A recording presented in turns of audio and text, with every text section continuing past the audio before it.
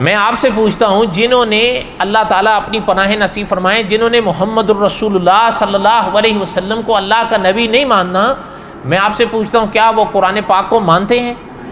نہیں، سوال ہی نہیں پیدا ہوتا۔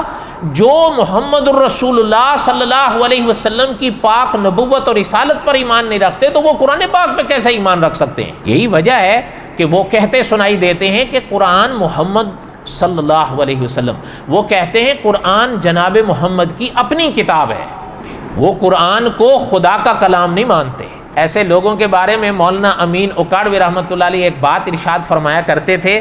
حضرت لکھتے ہیں ایسے لوگوں کی مثال کوے جیسی ہے،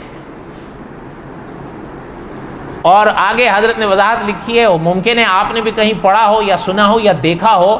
حضرت فرماتے تھے یہ جو کوا ہے نا، کوا، یہ اپنا گھونسلہ وہاں بنائے گا جہاں انار ہوں گے، جہاں کیلے ہوں گے، جہاں سیب ہوں گے، ہزاروں اللہ کی نعمتیں ہوں گی، لیکن اس کی فطرت کے اندر گندگی ہے کہ چون جب بھی ڈالے گا پخانے میں ڈالے گا۔ کیوں؟ اس کی فطرت گندگی ہے۔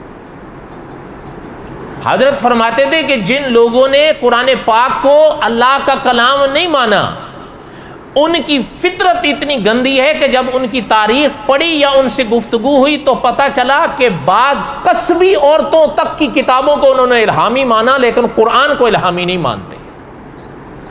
خود ان کی تاریخ بتاتی ہے، کچھ کتابیں ایسی اٹھائی ہوئے پھرتے ہیں کہ خود مانتے ہیں کہ ان کی جو لکھنے والی تھیں یا بیان کرنے والی تھی وہ قصبی عورتیں تھیں، لیکن کہتے ہیں ان کی کتابیں الہامی تھیں۔